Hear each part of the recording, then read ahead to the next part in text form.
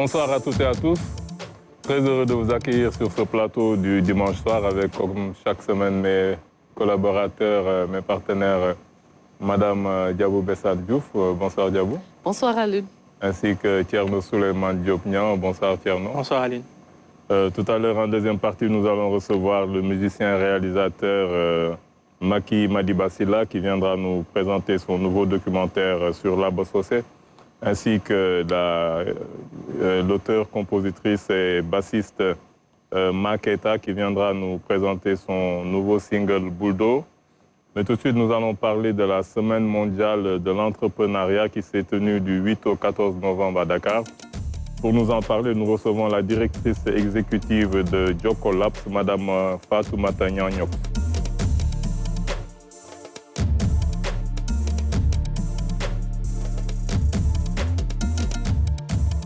Nous allons également recevoir un professeur de français de formation. Il est critique littéraire et cinéma, membre du jury du Grand Prix du chef de l'État pour les arts, section cinéma en 2017. Il vient de publier aux éditions L'Harmattan Sénégal l'ouvrage intitulé Portrait décalé. Nous avons le plaisir de recevoir M. Khalifa Touré.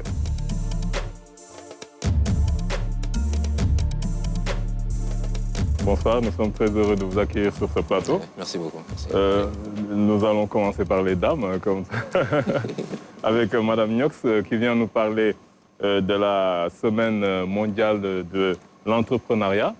Mais d'abord, vous allez nous parler de Jocolabs, qui est votre structure. Je pense que c'est une initiative privée pour la promotion un peu des technologies, les nouvelles technologies. C'est quoi exactement Jocolabs? Alors, tout d'abord, merci pour cette belle invitation. Jocolabs est un espace d'innovation, mais un réseau d'espaces d'innovation. Donc, nous avons vu le jour en 2010 au Sénégal, avant tout. Et à partir de 2012, on a commencé à s'essaimer un peu sur le continent et nous sommes présents donc aujourd'hui avec 13 hubs sur toute l'Afrique et dans 8 pays. Absolument. Donc, l'objectif, bien sûr, c'était de créer un cadre favorable à la collaboration pour les jeunes à travers les technologies tout au départ. Et aujourd'hui, ces technologies, pour nous, représentent plutôt un outil, c'est un accélérateur de projets. Donc c'est au fil des années que nous avons procédé et que nous devenons un incubateur.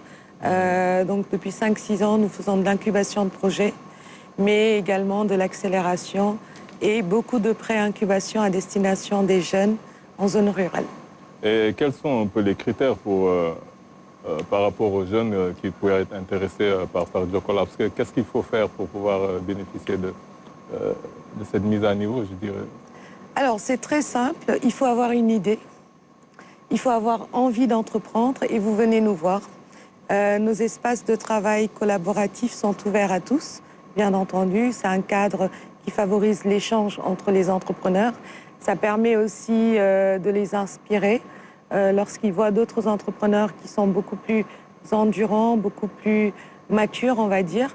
Ça leur permet d'échanger avec eux, de pouvoir avoir de nouvelles idées, mais aussi de nouvelles orientations quant aux idées de projets qu'ils avaient au départ.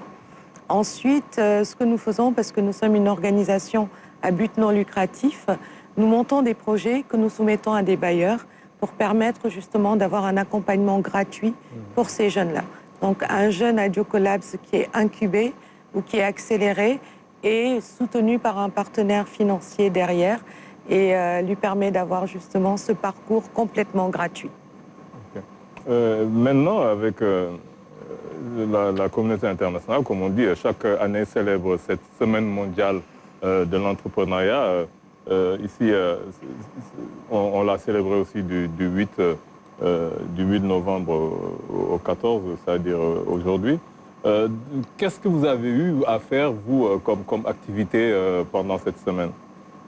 Alors, je vais juste recentrer un peu par rapport à cette activité.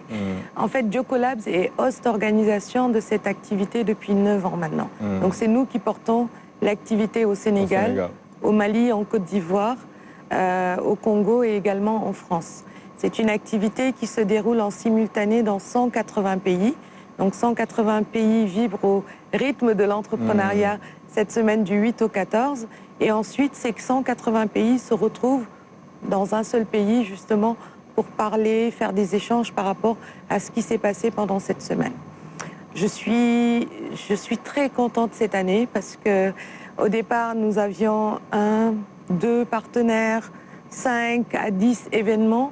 Aujourd'hui, et pour cette édition 2021, nous sommes à plus de 130 événements essaimés sur tout le Sénégal avec plus de 80 partenaires. C'est un peu l'idée parce que nous voulions fédérer tout un écosystème parce que nous savons que seuls nous ne pouvons pas faire tout. Mettre en musique 130 événements, c'est pas facile. Si nous n'avons pas de partenaires, et je précise qu'il ne s'agit pas de partenaires financiers uniquement. Pour nous, un partenaire, c'est quelqu'un qui s'investit aux côtés des jeunes, qui veut bien faire une activité, partager son savoir et permettre un enrichissement mutuel. C'est un peu ça l'idée du partenaire. Et ce qu'il faut savoir, c'est que c'est un événement qui porte un plaidoyer fort auprès des décideurs publics. On a vu l'émergence de pas mal de structures étatiques en faveur de l'entrepreneuriat. Le plaidoyer continue pour nous parce que nous ne sommes pas encore satisfaits. Je le dis clairement, dans tous les cas, les mécanismes sont en place. Ils sont peut-être assez jeunes.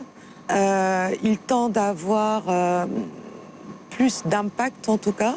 Mais je pense que dans cette démarche, il doit y avoir plus de synergie entre ces structures étatiques mises en place, plus de synergie également avec le secteur privé. Est-ce que vous allez vers eux pour...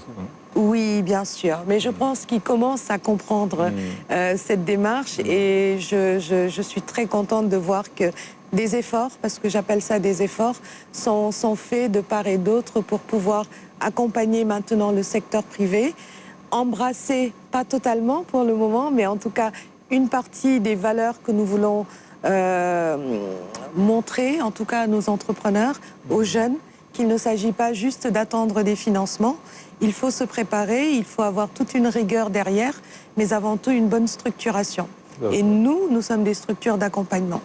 Donc Jocolabs est pionnier en Afrique de l'Ouest, bien sûr, mais depuis 2012, pas mal d'autres incubateurs se mettent en place et de plus en plus, et tous ces incubateurs aujourd'hui ont des secteurs d'activité spécifiques, mais se complètent complètement.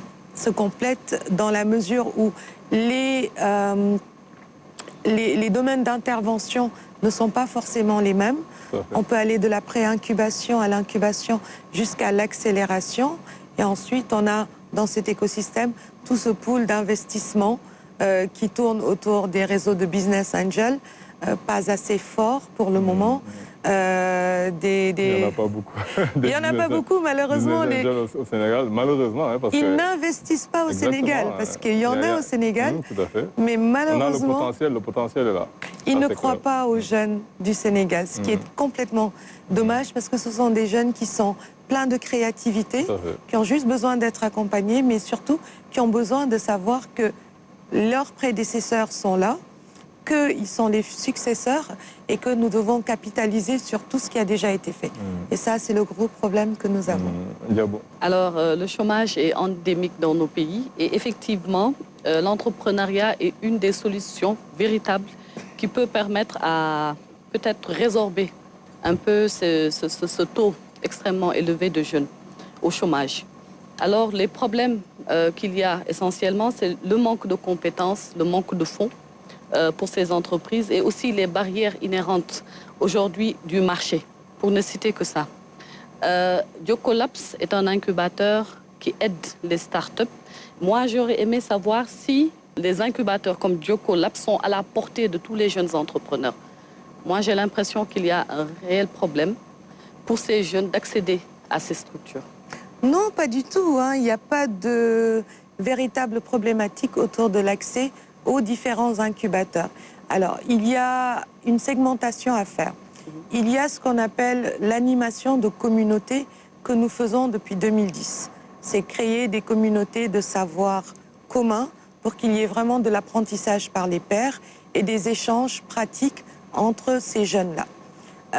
Il y a les programmes spécifiques d'incubation auxquels, pour y accéder, on passe souvent par un challenge, on passe souvent par une présélection et ça répond souvent à une demande du partenaire technique ou financier. Derrière cela, bien entendu, on ne peut pas. L'expertise coûte très cher au Sénégal. C'est pour ça que nous exhortons, en tout cas, les pouvoirs publics à accompagner aussi les structures d'accompagnement à être plus performants. Nous avons nous-mêmes besoin d'être plus performants si nous voulons avoir des résultats conséquents avec les jeunes que nous accompagnons. Donc l'accès n'est pas difficile, il est d'ailleurs même très très simple. Je pense que c'est plus l'accès à l'information qui pose problème. Nos jeunes ne sont pas assez informés des dispositifs en place pour les accompagner. Peut-être que vous ne communiquez pas assez. Peut-être qu'il y a un manque de communication. Ah bon, je pense que nous, la communication, c'est quand même, je pense que beaucoup nous connaissent. Et surtout, on essaie d'aller toujours au plus proche des populations. On a lancé l'année dernière, par exemple, un hub sur 1200 mètres carrés pour couvrir toute la zone nord. On communique comme on peut, bien sûr, beaucoup sur les réseaux sociaux, parce que, comme je disais tout à l'heure, nous sommes à but non lucratif. On n'a pas d'argent, d'ailleurs, pour mettre dans de la communication, presse, télé, sauf lorsque nous avons des structures, en tout cas dans les médias, qui nous accompagnent, à nous mettre en lumière aussi, parce que c'est important. Beaucoup de bouche à oreille, bien entendu. Des jeunes très connectés sur les réseaux sociaux nous suivent. On a quand même plus de 100 000 followers dans tous les cas. Les universités nous connaissent parce qu'on travaille avec eux sur des programmes d'accompagnement. J'étais ravie de voir aujourd'hui qu'on a eu plus de 300 jeunes sur la place du Souvenir pour faire cette cérémonie officielle. Et ce sont des jeunes qui viennent des écoles de formation supérieure. Et pour nous, ce sont également des relais. Donc cette semaine aussi permet de nous mettre en lumière, permet de mettre en lumière d'autres structures d'accompagnement qui existent, d'autres initiatives comme le consortium Jeunesse Sénégal que nous avons bâti et lancé depuis l'année dernière. Ce sont des structures d'accompagnement à la jeunesse qui ont choisi de se fédérer, de porter une seule et même voix pour qu'on ait beaucoup plus d'impact. Et ce consortium aujourd'hui, parce qu'on l'a mis en place, nous avons eu un accompagnement de 2 millions d'euros quand même avec l'Union européenne pour accompagner les jeunes en banlieue. Nous avons mis en place un centre de leadership. Le projet s'appelle Yakar, c'est un très beau projet. Le samedi, on sera à Guédiawaye justement pour faire une journée dédiée à ces jeunes de la banlieue, plus toutes ces activités qu'on est en train de dérouler, qui sont timides pour le moment parce que nous sommes en phase de lancement, mais une très grande communication en tout cas est prévue pour faire connaître le projet, donner un accès plus simple justement à ces jeunes, accès à l'information et aux différentes opportunités qui sont offertes aussi par ce projet, mais également par l'ensemble des structures d'accompagnement telles que les incubateurs, mais aussi ceux de l'État. Parce qu'aujourd'hui, l'ADER fait pas mal de choses. L'ADPME est le bras technique, l'ADER le bras financier. Le 3FPT, aujourd'hui, pour moi, est la clé. Parce que c'est bien d'entreprendre. On ne naît pas entrepreneur, on le devient. Mais ce qui nous manque et ce qui fait que les gens échouent beaucoup, c'est qu'ils n'ont pas ces compétences métiers. Et je pense que le cadre du 3FPT aujourd'hui permet justement d'avoir cet outil, cette formation, en tout cas pour aller vers de la performance pour nos jeunes. Clairement. Je vous adresse mes félicitations pour ce que vous faites au niveau de Jocolabs. Je pense que pour moi, l'entrepreneuriat est devenu ces dernières années comme une sorte de religion. On en parle beaucoup et c'est presque le secteur ou en tout cas le cadre dans lequel beaucoup de jeunes se retrouvent parce que fondamentalement, on est une économie informelle aussi, hein, parce que nos États ou notre administration n'arrivent pas à donner de l'emploi de manière triviale, si on veut, à tous les jeunes. Beaucoup de jeunes viennent sur le marché de l'emploi après leur formation. D'autres peut-être n'ont pas de formation diplômante au bout de leur cursus scolaire. Donc l'entrepreneuriat apparaît comme un moyen, comment dirais-je, comme une sorte d'alternative, si vous voulez, pour que ces jeunes créent des initiatives. C'est une très bonne chose. Mais je pense que peut-être aussi il faut beaucoup d'organisations dans ce secteur-là. Parce que, vous avez dit tout à l'heure, beaucoup de jeunes ne sont pas formés et aujourd'hui il y a des métiers qui émergent. Il y a une certaine érudition qu'il faut, ou bien en tout cas une certaine préparation en amont pour investir certains métiers ou bien mettre en place un business.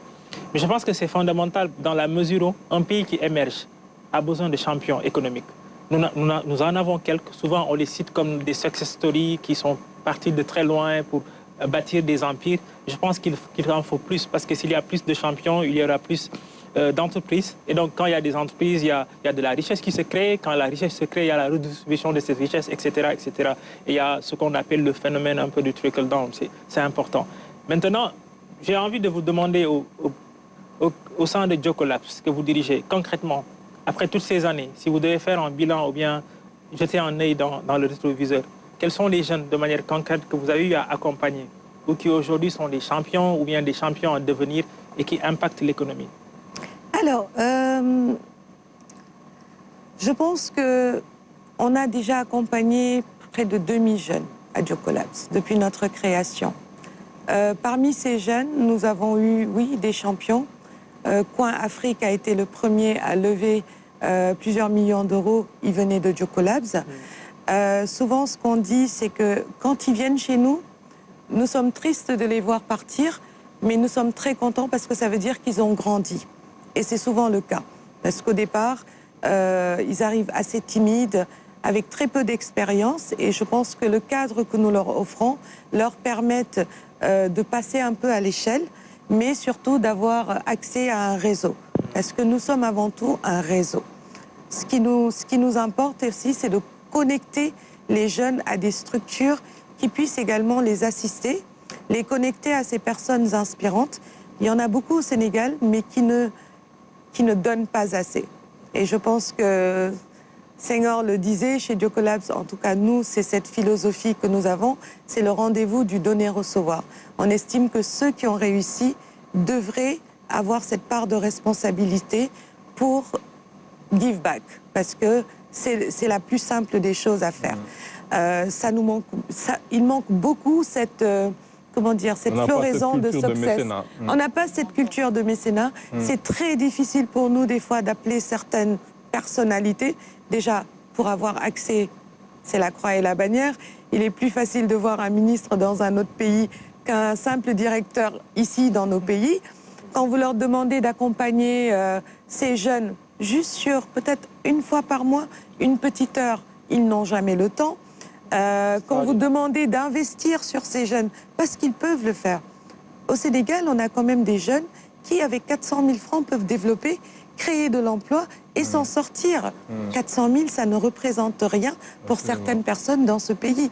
Et moi, je vous coupe pas, mais je renforce votre dynamique. C'est-à-dire aujourd'hui, avec cette pandémie-là, on a une aubaine d'accompagner les jeunes, dans la mesure où les gens se sont refermés sur eux-mêmes.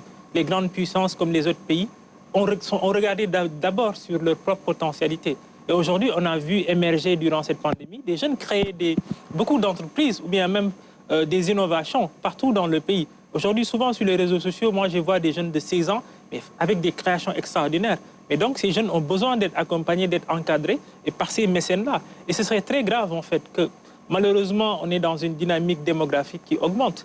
Nous aurons encore beaucoup plus de jeunes dans les années à venir. Ces jeunes-là vont être dans la création, dans l'innovation. Donc, ils ont besoin d'être accompagnés. Mais c'est malheureux qu'on soit jeune, pour moi, dans ce pays-là et qu'on ne trouve pas les moyens de s'épanouir quand on est dans la création d'entreprises ou dans l'innovation.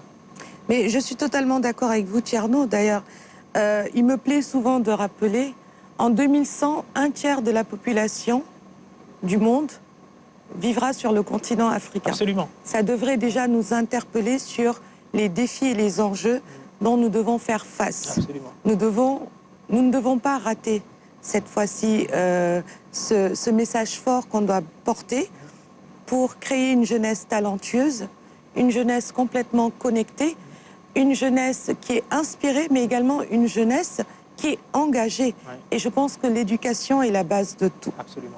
Chez Jocolabs, c'est quelque chose que nous avons compris depuis plusieurs années. En tout cas, on s'évertue à mettre cela en forme. En 2016, nous avons mis en place un programme qui s'appelle Joko Kids, qui est destiné aux plus jeunes. Pourquoi? Parce qu'on était tellement sur les nouvelles technologies qu'on en oublie l'essentiel. L'humain est au cœur de tout. Absolument. Et pour nous, il était essentiel de se dire, il faut que nous travaillions sur le potentiel de chaque enfant pour pouvoir l'accompagner justement à intégrer cette dynamique numérique sous une forme non seulement qui lui sied, mais qui a de l'impact. Donc c'est dans ce cadre qu'on va mettre en place, par exemple, un atelier d'écriture, parce qu'on aime beaucoup écrire chez Jocolabs. C'est bien. Et cet atelier d'écriture n'est pas seulement pour juger la grammaire, l'orthographe, mais plutôt stimuler la créativité du jeune. Absolument. Après cela, c'est mis en forme sous un dessin. Après cela, on leur apprend les bases du code informatique. Et après, on leur dit, bon, ben, vous savez coder, vous avez une idée, vous avez un beau texte, faites-en une vidéo d'animation. Et qu'est-ce qu'on fait? On sait qu'ils n'ont pas le matériel accessible chez eux. Mais un foyer sur deux dispose d'un smartphone. Si le jeune lui-même n'en a pas, parce que même les plus jeunes aujourd'hui ont des téléphones, les parents en ont. Et rien qu'avec un téléphone, vous pouvez faire ce qu'on appelle un vidéo prototyping. Ça prend 1 minute et je pense que c'est le modèle parfait qui démontre un peu qu'il est important de créer des synergies entre les matières, mais qui nous permet aussi de repenser l'éducation et d'aller jumper sur des modèles obsolètes dispensés au niveau des écoles, d'aller sur quelque chose de beaucoup plus concret.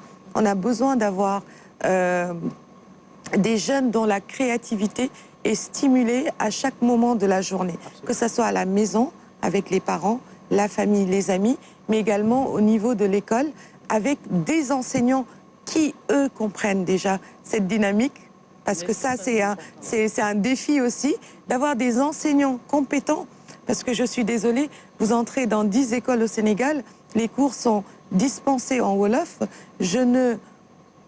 J'aime beaucoup le contenu local, mais il y a une base essentielle à avoir avant d'intégrer cela. Si on veut des jeunes qui, demain, le Wolof, c'est 17 millions de Sénégalais qui le parlent.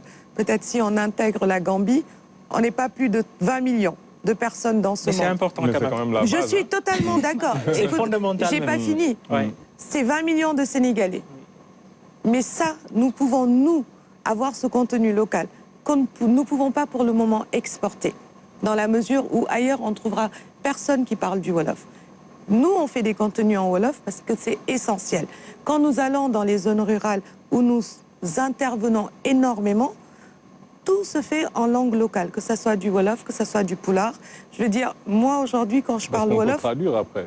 Oui, on peut traduire totalement. Il y a des gens qui font le choix. Vous prenez l'exemple en Asie, la différence entre un Indien et un Chinois, c'est que les Indiens parleront toujours anglais et les Chinois ne parleront jamais anglais, ils parleront toujours chinois. Mandarin. Ils se feront toujours interpréter parce que c'est leur choix. C'est leur choix, C'est leur sauf choix. quand Et ils pourtant, quittent leur pays. Non, mais je parle de quand ils sont là. Les Chinois avec qui on travaille ici au Sénégal, ils parlent tous chinois, exclusivement, et ils ont toujours des interprètes. C'est leur choix. Alors que les Indiens, ils parlent tous anglais. Mais je veux dire que néanmoins, ça en fait la première puissance Mais je veux mondiale. dire, La langue, c'est... combien de pays ou bien combien de locuteurs en hébreu contre le monde? Il y en a très peu. Pourtant, c'est l'un des États les plus puissants du monde. Je pense que l'avenir de notre pays aussi et de ces jeunes-là, c'est de les réinitialiser avec leur propre langue nationale. C'est même ça qui les stimule. C'est important. Non, non seulement c'est important, mais c'est dans cette langue qu'ils comprennent et qu'ils arrivent à mieux exprimer les choses. Absolument. Donc, c'est pour ça que je vous dis... Exactement. Mais ils pensent et ils traduisent. Ils traduisent. C'est pour ça qu'on entend des phrases des fois qui nous font sourire parce Absolument. que c'est vraiment traduit du Wolof. Et en fait, on doit pouvoir capitaliser dessus pour les accompagner davantage à stimuler cette créativité. Mais on doit également, parce que je parlais des enseignants quand vous avez rebondi, nos enseignants ont quand même une base solide à avoir pour pouvoir dispenser. Je ne peux pas enseigner quelque chose que moi-même, je ne maîtrise pas. Lorsqu'on est prof de français, on doit pouvoir parler français. C'est le minimum. C'est le minimum, selon moi. Quand on enseigne les mathématiques, je veux dire, il y a aujourd'hui quand même des méthodes très simples d'apprentissage qui ne sont pas forcément orientées sur la langue. Nous enseignons le code informatique, mais nous l'enseignons sans avoir à utiliser l'Internet. Parce que ce que nous faisons, c'est permettons à des zones qui ne sont pas encore connectées de pouvoir quand même bénéficier de cela. Parce que c'est quoi le code? C'est pas parce que je code que je suis une geek, pas du tout. Mais c'est juste une combinaison de cubes, comme du Lego, à mettre sens dessous, sens En dessus. plus, c'est un langage. Et c'est un langage, c'est tout une simplement. langue en elle-même, comme les mathématiques sont un Exactement. langage aussi. Exactement. Khalifa, je ne sais pas si vous avez un mot Oui, inviter, juste être vraiment, je dirais, émerveillé. Je n'exagère pas par son développement, surtout sur le développement, qui m'interpelle beaucoup. Parce que j'ai eu à présenter même des figures du développement, de grands économistes et des personnes de grandes figures du monde qui ont surtout parlé du développement endogène, c'est-à-dire faire partir les choses à partir de nous-mêmes. C'est extrêmement important. Il n'y a pas de portrait de Mahathir, hein, quand vous parlez de ça. De Mahathir, oui. Bon, c'est des portraits en cours. Hein. Voilà, en cours. Voilà. Prochainement, il y aura au moins 10 portraits en cours. Mahathir, c'est vrai, c'est une référence. Mahathir Mohamed, c'est une référence. Mohamed Younous. Mohamed Younous, voilà, d'ailleurs, il s'est fondé sur les travaux de Mohamed Younous. Voilà. C'est vrai que la Malaisie... La Malaisie, c'est une référence. Voilà, vraiment, je vous félicite vraiment pour le travail que vous faites, le travail d'encadrement. Je ne sais pas si vous restez avec nous, on va enchaîner avec Khalifa Touré. Alors oui, je veux bien rester un peu parce que je jette un coup d'œil sur le livre. C'est vrai qu'on est sur la place du souvenir depuis ce matin. On a le lancement du Fix Challenge qui continue, on est là-bas jusqu'à 20h. Tout à fait. Mais c'était important pour moi de répondre positivement à cette invitation pour laquelle je vous remercie. Et nous vous remercions vraiment. Aussi et j'espère que cette semaine continuera en tout cas à inspirer des jeunes, à donner envie aux jeunes d'entreprendre. J'ai envie de leur dire, continuez à oser et surtout qu'ils soient conscients de la place prédominante que la jeunesse occupe dans un pays. Absolument. Nous sommes le poumon, nous sommes le souffle, nous sommes tout. Ne nous laissons pas décourager parce que n'attendons pas tout de l'État. Allons par nous-mêmes sur pas mal de choses. Et je pense que ce sont des résultats concrets qui pourront pousser parce que je pense que demain, l'État sera fier, en tout cas, à travers les synergies qu'ils feront au sein de leur propre structure, parce que pour moi, c'est la base aussi, hein, qu'ils se parlent entre eux, qu'ils, au lieu de faire plusieurs mécanismes en même temps, regrouper ces mécanismes, mettez en place un guichet unique. Mais partout, il y a un guichet unique, donc c'est bizarre. Un guichet unique et unique, je vais dire, qui va permettre unifié. Moi, je parle de réponse concertée, réponse adaptée. Je pense que c'est ce dont on a besoin. Nous, les structures privées, nous aurons beau porter du plaidoyer, nous aurons beau échanger, avoir de belles idées. Si l'État ne valide pas, nous n'irons pas bien loin, malheureusement. Donc, j'ai juste envie de vous dire merci et de donner cette belle opportunité. Je reste un peu avec vous avant de vous quitter. Parce que nous n'allons pas passer à M. Khalifa Touré, qui vient nous présenter son ouvrage « Portrait décalé », qui a été publié aux éditions L'Harmattan Sénégal. Khalifa Touré, c'est vraiment un personnage. C'est un personnage et malheureusement, il n'aime pas les médias, on le voit très rarement. Si. Je sais pas, c'est ça le problème. Parce que nous avons des talents ici au Sénégal. On aurait pu faire son portrait, hein, mais il aime faire les portraits, il n'aime pas parler de lui, certainement. Les gens qui parlent beaucoup des autres, ils n'aiment pas trop parler d'eux, mais c'est un personnage vraiment. Comme je l'ai dit, vous êtes professeur de français de formation et vous êtes surtout critique littéraire et critique cinéma. Et ça, je ne sais pas, on n'en a pas vraiment beaucoup. On a beaucoup de gens qu'on voit parfois sur les plateaux. Vous n'avez jamais voulu être parmi les chroniqueurs que j'ai souvent dans mes émissions. Parce que vous dites que vous n'aimez pas la confrontation. Non, c'est que la santé ne me... Bon, j'avais pas suffisamment d'énergie pour être dans... Voilà, c'est ça un peu. Voilà. C'est pourquoi je me mets tout le temps à écrire, pour guérir de cette... En tout cas, dans l'écriture, vous avez beaucoup d'énergie. Vous êtes vraiment quelqu'un... On le verra un peu à travers... votre ouvrage, vous êtes quelqu'un si je le dis, c'est que je le pense vraiment, vous êtes quelqu'un de brillant. Vous êtes l'une des meilleures plumes pour moi du Sénégal. Vous êtes vraiment l'un des plus grands littéraires du Sénégal. Malheureusement, on ne vous connaît pas beaucoup. C'est surtout, vous dites que vous écrivez beaucoup, mais vous lisez beaucoup aussi. Moi, c'est ça qui m'impressionne. Moi, c'est la faculté que vous avez. On le voit moins sur cet ouvrage que dans le précédent. les archives de la vie. Là, je me dis parfois, est-ce qu'il n'en fait pas un peu trop? Voilà, certains me le disent. Comme vous dites, il en met plein les yeux à tout le monde. Quoi. Vous faites l'étalage de tout ce que vous avez lu, mais c'est complètement impressionnant. Nous ici, on fait 2 ouvrages par semaine, mais on est petits bras comparé à vous. Vous lisez combien d'ouvrages par semaine? En parlant de moi, je pensais que Aline, tu parlais d'une autre personne.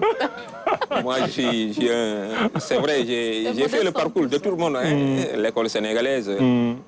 Et c'est l'occasion de le dire. C'est une école qui a produit de grandes figures. Absolument. Voilà, j'aimerais citer le professeur Serigne Diop. Il a fait toutes ces humanités ici. Absolument. Voilà, quelqu'un comme le professeur Mbodj. Et d'autres, à l'époque où on ne disait pas docteur ceci ou docteur cela, à l'époque des Cheikh Anta Diop et autres. Voilà. Qui avaient de vrais docteurs. Non, on n'a jamais entendu dire docteur Cheikh Anta Diop ou bien docteur. Voilà. Ça aussi, c'est quelque chose à analyser. Pourquoi cette floraison de docteur vrai ou faux? Mais voilà un peu.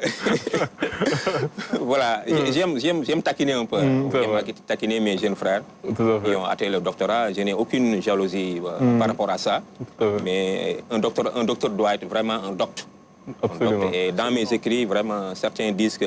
D'ailleurs, le professeur Amadouli qui a préfacé l'ouvrage, un éminent professeur de littérature, il dit que, d'ailleurs, contrairement à ce que vous dites, peut-être qu'il n'avait pas encore lu le premier texte, les archives de la vie, lorsqu'il faisait la préface. Il disait que moi, je cache des choses, hein, je ne dis pas tout ce que... Oui, non, mais là, à travers cet ouvrage, j'en parlais avec Thierno, je lui ai dit que là, il n'y a rien. Voilà. Et là, il présente plus les gens, on ne voit pas son background, mais dans l'ouvrage précédent, et moi, que vous lisez dans les chroniques que vous avez tout le temps rien à faire, et vous posez souvent la question... que lisent nos dirigeants? Voilà, que lisent nos dirigeants. À l'époque, j'ai pondu un texte sur que lisent nos dirigeants et j'ai cité Mitterrand, De Gaulle, j'ai cité même ceux que je ne veux pas citer, voilà, ici, les tout derniers. Absolument. Donc je me demande ce qu'ils lisent. Tout à fait. Parce que ce qu'ils lisent, c'est très important. Par exemple, quelqu'un comme le général Charles de Gaulle, Mémoire d'outre-tombe. De Chateaubriand, il ne voyageait jamais sans mémoire d'outre. Donc il était capable de descendre de l'avion et demander mémoire d'outre-tombe. Il ne voyageait jamais sans mémoire d'outre-tombe. Quelqu'un comme Abraham Lincoln, il a lu tout Plutarque.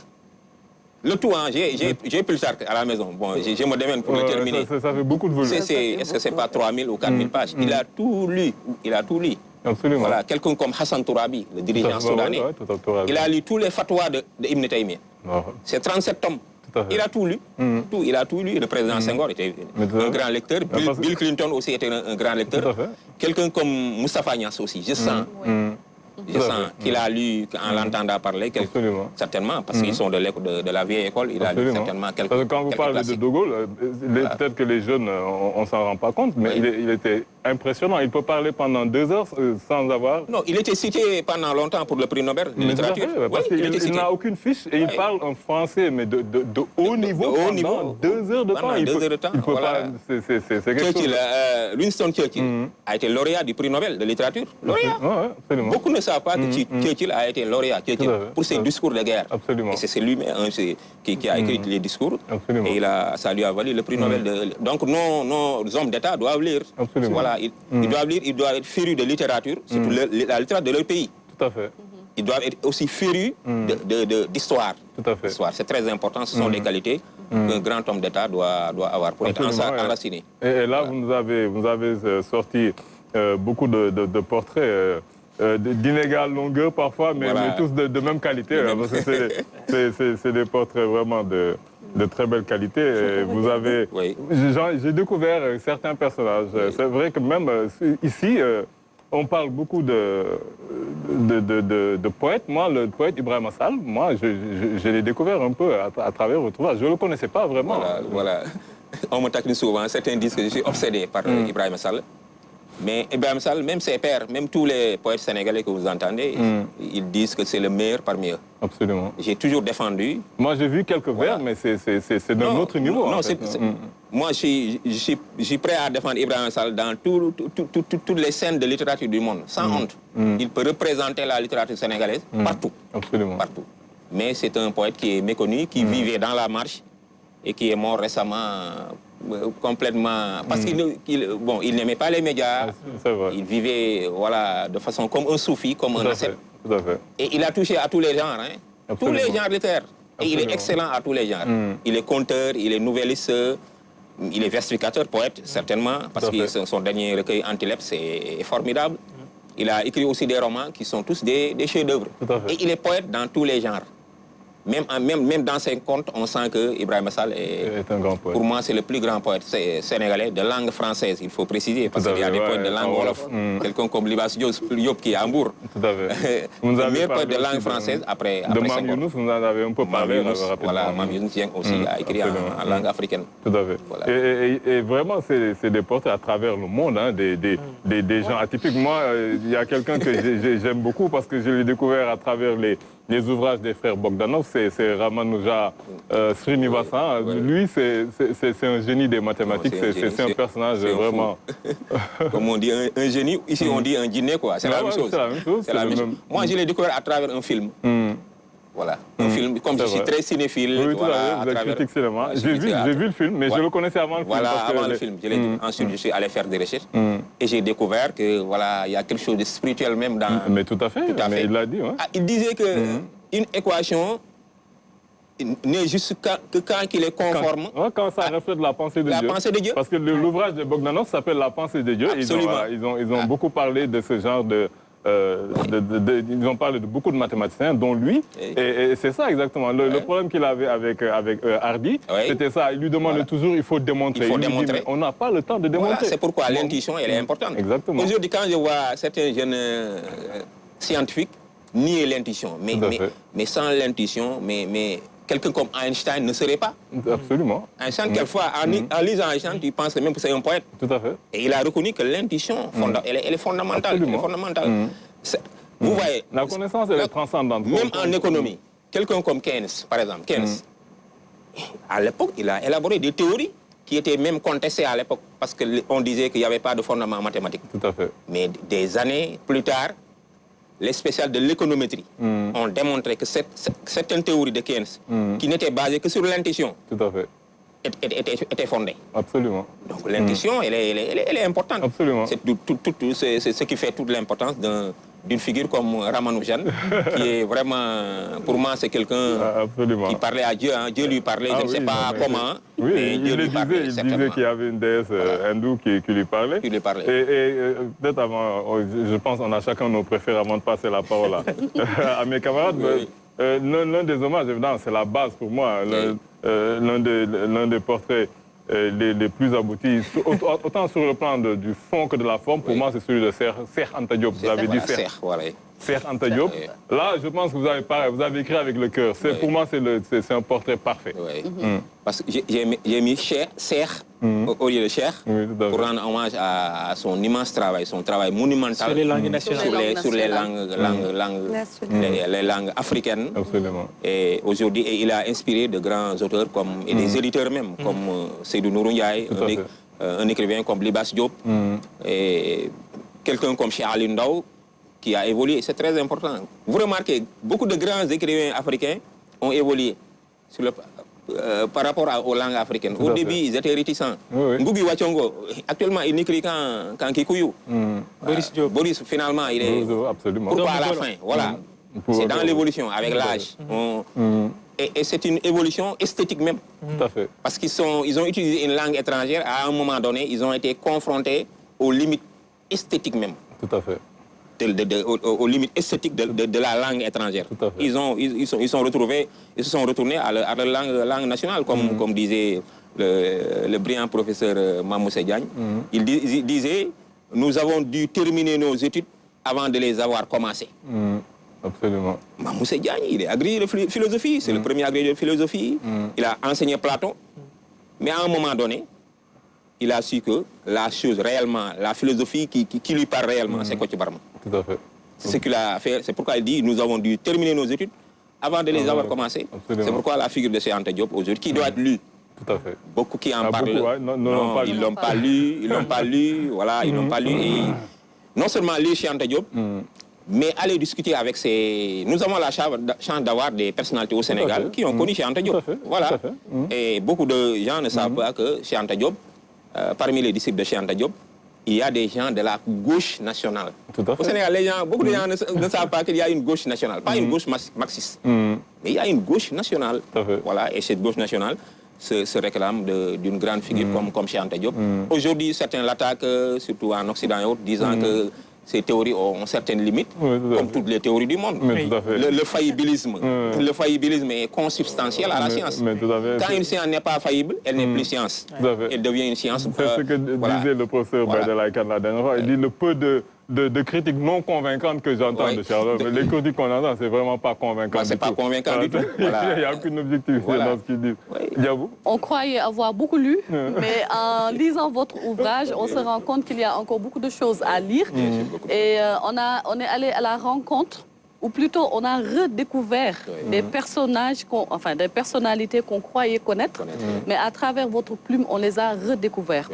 Et là, je vais vous citer, parce que vous dites être l'auteur qui a décidé de vider son obsession de l'écriture.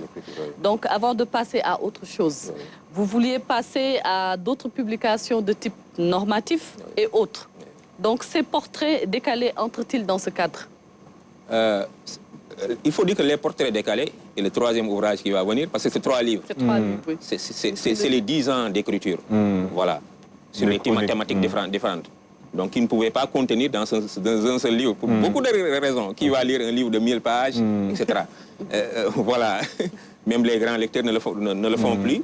Non seulement ça va poser un problème technique, mais ce sont des perspectives différentes. Tout à fait. Voilà. Le troisième ouvrage va parler essentiellement de l'écriture cinématographique et littéraire stricto sensu. Voilà. Donc, le seul dénominateur, peut-être il y en a d'autres, vous en avez peut-être découvert, le seul dénominateur commun entre les 3 ouvrages, c'est la problématique de l'écriture. Voilà.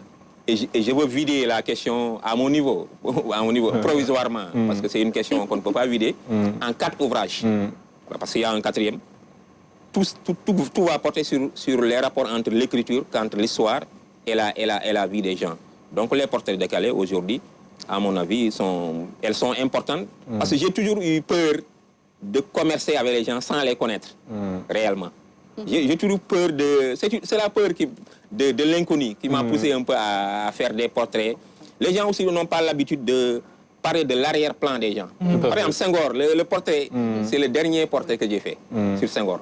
Il n'allait même pas figurer. Mais à la fin, voilà... J'ai senti qu'on n'a jamais parlé de l'arrière-plan.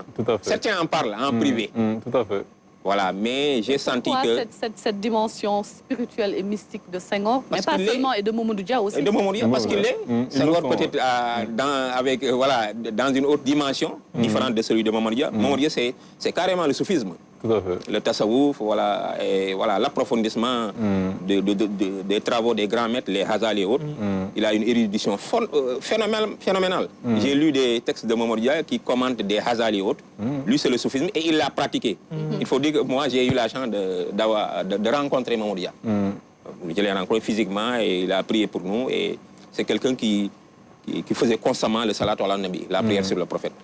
Mais pour Senghor, c'est autre chose aussi. C'est plutôt la mystique. Absolument. Senghor, peut-être certains sérères qui m'écoutent, pour moi, Senghor est un madak. Le mot madak, peut-être les sérères initiés le savent. Madak, en Wolof, on dit Bob Bourey. Il est né avec quelque chose. Il avait une grosse tête. Et c'est voilà, peut-être au propre comme au figuré. Mais c'est quelqu'un qui... Voilà quelqu'un qui était entre Serigne Fallou Mbacké et Serigne Babacar Sy. Et qui a... Et Thierno Seydou Nourou Tall. Et Thierno Seydou Nourou Tall. Mais ça doit faire interroger. Absolument, pourquoi? il y a quelque chose. Je me suis toujours dit que Senghor, est-ce qu'il n'est pas né avec quelque chose? Non, c'est clair qu'il est né avec quelque chose. Il l'a montré. Il l'a montré. Il y a beaucoup d'anecdotes dans ce sens. Certaines de ces anecdotes, même, je n'ai pas voulu trop les citer, parce que il y aura des incrédules. Certains disent qu'il avait dit qu'il ira jusqu'à 2000, qu'il ne va pas mourir avant 2000. C'est clair. Voilà. Et les sérères initiés savent que ça, c'est une banalité là-bas, de dire que je ne vais pas mourir avant 2010. Absolument. C'est une banalité chez les saltigués. Voilà. Et il avait dit qu'il ne va pas mourir avant 2000. Et une chose qui est sûre et qui est incontestable, c'est que le jour de l'attentat contre Senghor, il a passé toute la nuit à prier.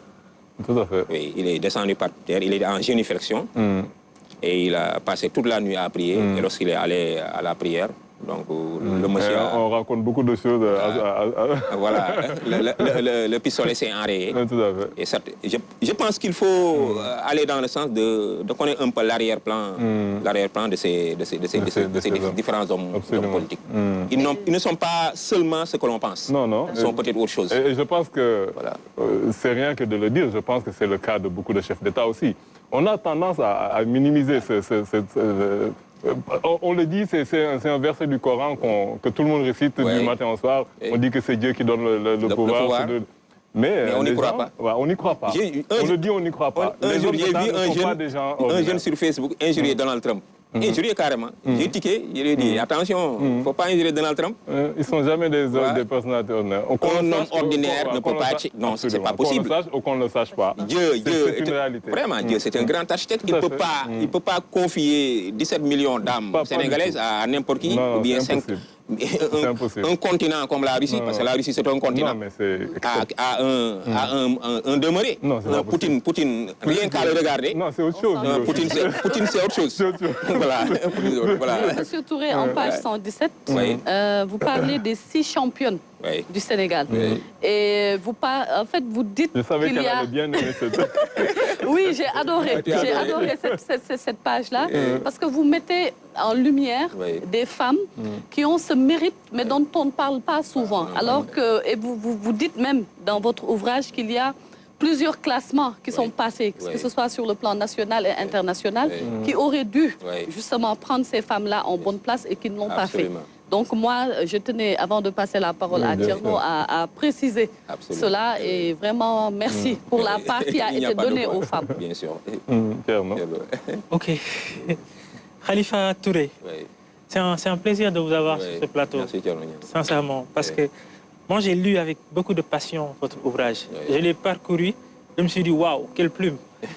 Et Dieu sait que je suis très rarement convaincu parce que j'adore l'esthétique, d'accord, mais cette esthétique rencontre au fond. On sent une plume mature, une plume grave, une plume forte, c'est-à-dire qui n'hésite pas. Et ça dénote de votre lecture. Vous avez beaucoup lu. Et donc, en vous, on voit les matériaux ou bien de l'écriture, en fait. Et ça, vraiment, c'est un travail respectable. On voit beaucoup de sérieux dans ce que vous faites. Et pour moi, c'est important. Quand on veut loger dans l'enceinte des grands auteurs, il y a un travail qu'il faut faire. Il y a un travail de lecture qu'il faut faire. Il y a un travail acharné. Vous êtes un lecteur acharné, comme l'a dit Aliou tout à l'heure. Et ça se sent dans les différents portraits, pour moi, qui ne sont pas décalés. Et comme vous le dites, qui nous invitent dans l'intimité ou l'arrière-cour des personnages que vous décrivez. Et moi, j'ai aimé surtout, et je disais ça à Aliou, je pense que Khalifa nous montre aussi, sans le vouloir, que c'est quelqu'un qui est aussi logé dans cette enceinte mystique. Parce que quand on lit, je peux le citer, j'ai beaucoup aimé le portrait que vous avez fait sur El Maktoum. Ça montre que c'est votre guide. Mais vous nous invitez aussi à comprendre, vous le dites tout à l'heure, la mystique de Senghor. La mystique de Mamadou Dia, mais aussi des hommes politiques, comme celui, par exemple, moi je l'ai noté, qui a beaucoup participé au Cameroun. Oumniobé. Très mystique lui aussi. Je ne le connaissais pas personnellement.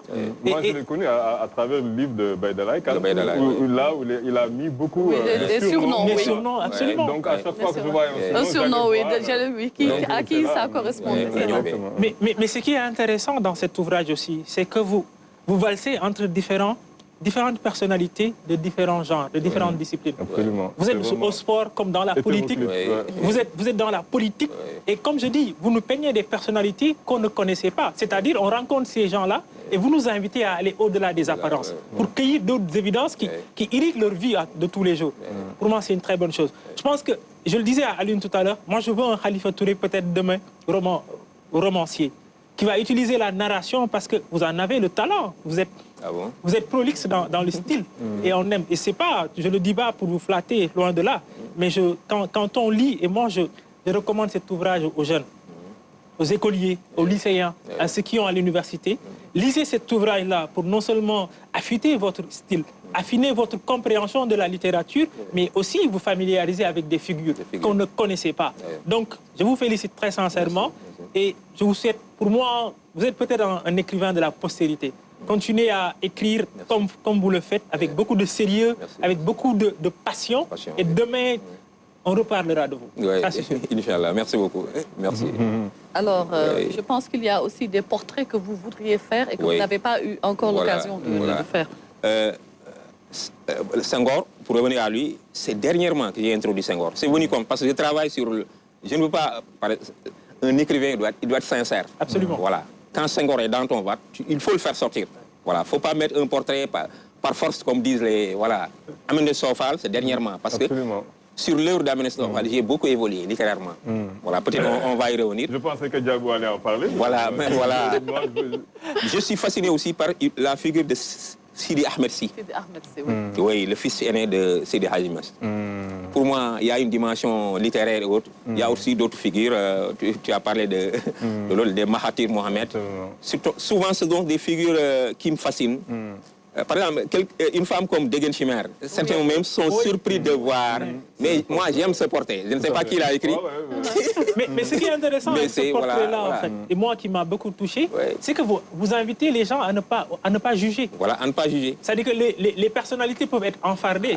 Je vous paraphrase, mais ça ne fait pas qu'ils ne soient pas des... Mais Degen Chimère, c'est clair, quand tu es initié, tu sais que cette dame, elle cachait derrière, voilà. Elle cachait, je ne sais pas... Il s'est trahi, il montre son initiation. Fait exprès ou pas, mais il y avait quelque chose derrière. On voit par son écriture qu'il est initié. Mais Aminata Sofal, comme vous l'avez dit, vous dites que c'est un écrivain peut-être qu'on ne connaît pas assez, dont on ne parle pas assez. Que vraiment, non seulement c'est une dissidente, mais... Elle a fait la critique de la société à un moment où peut-être les gens ne le faisaient pas comme ça. Et que, sans injure. Tout à fait. Pour moi, c'est génial. Mais en plus, de manière extrêmement pertinente. Parce que la grève des bateaux, comme vous l'avez dit, mais qui peut imaginer ce genre de choses? Des mendiants qui sont en grève, il faut être Aminata Sofal pour faire cela. Donc, à mon avis, il doit y avoir une nouvelle réception critique de l'œuvre d'Aminata Sofal. Et ce qui est important, parce que beaucoup de lecteurs, tu es un lecteur, aujourd'hui, beaucoup de jeunes lecteurs, ils pensent que ceux qui font du maniérisme stylistique, ils sont dans... Voilà, ils pensent qu'ils sont meilleurs. Absolument. L'adage dit que la simplicité, c'est le Mais je vous renvoie, au portrait de Souleymane Bachir Diagne. Souleymane Bachir Diagne, c'est quelqu'un au style facile. Mais qui peut douter de l'érudition de ce grand penseur-là? Mais il y en a beaucoup. Il y a de grands romanciers qui sont pas très... Je pense que c'est l'un des plus grands rédacteurs au monde même. Pour écrire un texte, maintenant, entre être rédacteur, c'est ce que je disais tout à l'heure. Moi, je ne suis pas sûr qu'il ferait un bon romancier. En général, les critiques n'ont pas beaucoup d'imagination, n'ont pas beaucoup de... Mais je pense qu'il a du talent. Relevez le défi. Faites-nous un roman qui va un peu faire le diagnostic ou la photographie de la société sénégalaise. Tu es un tierno, il faut prier pour moi pour que je puisse le faire. Tu es un khalifa. Absolument. En tout cas, nous avons été très heureux de vous avoir sur ce plateau. Comme vous ne voulez pas de l'autre côté de la table, au moins vous êtes de ce côté-ci. Aujourd'hui. Exactement. Ça nous fait plaisir vraiment de vous accueillir. Ça nous a fait plaisir aussi de vous avoir sur ce plateau, Madame Fatoumata Niang-Niox. Vraiment, nous vous encourageons, vous félicitons pour tout ce que vous faites aussi pour les jeunes. Nous avons été très heureux de vous avoir tous les deux sur ce plateau. Nous vous souhaitons une bonne continuation. Merci beaucoup. Merci à bonne continuation. Merci.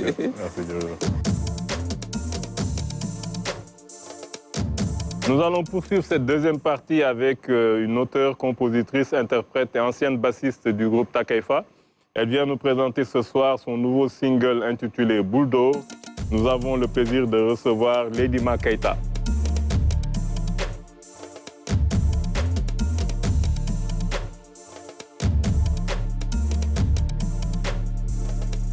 Nous allons recevoir également un musicien et réalisateur sénégalais, diplômé de l'école des métiers de l'audiovisuel de Dakar et de du Birmingham Film Institute. Il vient nous présenter son nouveau documentaire intitulé El Maestro Labasose. Nous avons le plaisir d'accueillir Monsieur Macky Madiba Sylla.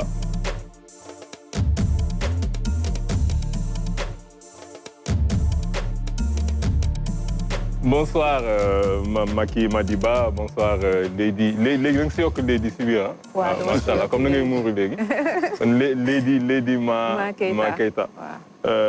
On va commencer par une fois n'est pas coutume, on commence par les hommes. Monsieur Macky Madiba Sylla. C'était Daddy Macky, Lady c'est Macky Madiba Sylla. Oui, c'est toujours les deux. Mais Macky Madiba Sylla, c'est le nom que j'utilise en tant que réalisateur. En tant que réalisateur. Comme vous êtes multicasquette, musicien, réalisateur. On va dire peut-être double casquette. Pas trop, De double pour le moment. Double. C'est tout ce que je sais faire, hein, la musique, le cinéma. La musique et le cinéma. Voilà, j'ai pas trop de talent. Vous venez nous présenter un documentaire, mais très très intéressant, vraiment. Ouais. Un très beau documentaire sur El Maestro Labasose. Peut-être que, je ne sais pas si les jeunes le connaissent. Je ne sais pas, Ma, est-ce que tu connais? Si, bien sûr. Ah, est-ce que tu connais la musique? Si, man sama yaay da doon teg kii woom musique am ma nekkee xale ay même ay 11 ans 12 ans ko doon waaw da ko doon teg. Parce qu'il y a beaucoup de gens, de jeunes qui ne le connaissent pas. Et comme on l'a vu à travers le documentaire, peut-être, et malheureusement c'est le cas de beaucoup d'artistes aussi, ils n'ont pas peut-être la reconnaissance qu'ils devraient avoir de leur vivant. On a vu à travers le documentaire que beaucoup de témoins ont salué vraiment cette initiative que vous avez eue de faire ce documentaire. C'est vrai, c'est peut-être pas votre style musical, vous êtes un reggaeman, tout le monde le sait. Qu'est-ce qui vous a poussé à faire un film sur Labasose? Alors justement, je suis très éloigné de l'univers musical de Labasose, mais même si je suis un fan de la musique afro-cubaine, j'ai grandi avec cette musique. Tout petit, c'est une musique qui m'a tout le temps parlé. Et c'est vrai que c'est vers 2017 que j'ai d'abord eu l'idée de faire ce film, justement, après avoir lu une interview qui retraçait un tout petit peu son parcours. Et j'étais assez fasciné par le personnage. Mais en même temps, je me disais, mais ce monsieur, on ne connaît pas grand-chose de lui. Tout à fait. Donc là, on est en 2007, pardon, et juste après, bon, il décède. Et là, j'ai toujours gardé dans un coin de ma tête l'idée de mettre un tout petit peu, modestement, son travail en lumière. Tout à fait. C'est vrai que ça m'a pris énormément de temps, mais c'est en 2016 que je me suis dit, bon, finalement, là, il faut que j'y aille. Il faut que j'avance. Et puis, je suis parti à Cuba. Voilà, c'était important pour moi parce que qui dit musique afro-cubaine dit forcément Cuba. Et là, j'arrive à la Havane, je vais voir les musiciens, je vais voir les gens, je commence à discuter avec eux. Ils me disent, mais non, on ne peut pas te dire grand-chose. Nous, les Cubains, on est des Africains. Retourne chez toi. C'est là-bas la source. Absolument. Donc, voilà, c'est une musique qui a transité, hein, voilà, qui a fait les époques absolument, et tout. Et puis cette musique est arrivée par le biais de l'esclavage. Et puis ça a survécu. Et lui, il le disait, parce qu'on le voit dans le documentaire, je pense que c'est M. Cheikh Tidiane Gadio qui disait ça. Le ministre Gadio. Labasose lui disait, mais la musique afro-cubaine, c'est d'abord la musique africaine. Exactement. Donc voilà, au-delà de ça, je voulais le fixer dans le patrimoine. Je voulais aussi connaître cette culture des hommages. À défaut de les avoir de leur vivant, tout à fait. Bah, c'est ce qui, pour moi, est le plus essentiel, le faire plus tard. Labasose, c'est le premier artiste disque d'or de musique afro-cubaine. Tout à fait. Voilà, dans la catégorie afro-cubaine.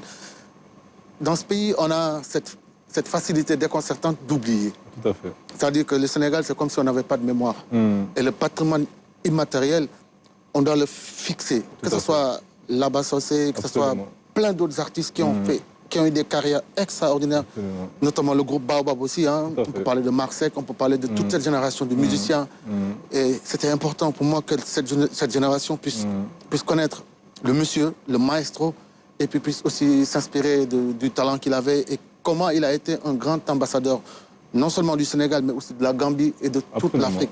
C'était ça qui était fondamental pour moi. Avant de passer la parole à mes camarades, on va passer un extrait du documentaire, la bonne annonce.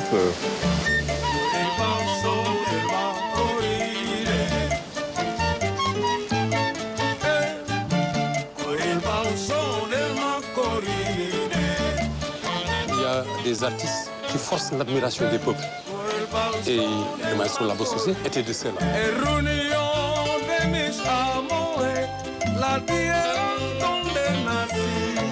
Abasso, c'est un gars avec qui, quand tu joues, tu as l'impression que tu es le meilleur de la planète.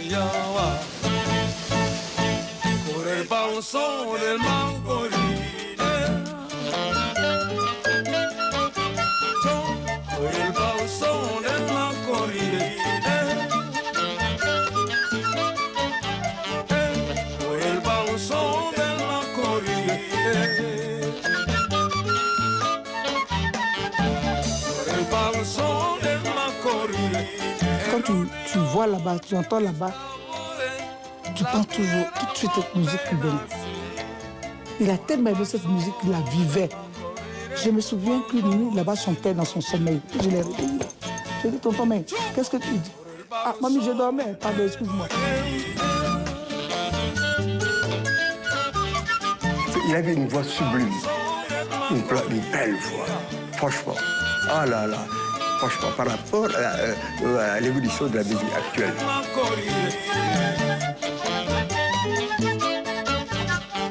À quoi il me fait penser, Lavasso, c'est à un Africain qui a amené la musique afro-cubaine, la chanson de la musique afro-cubaine, au plus haut niveau qu'on puisse imaginer.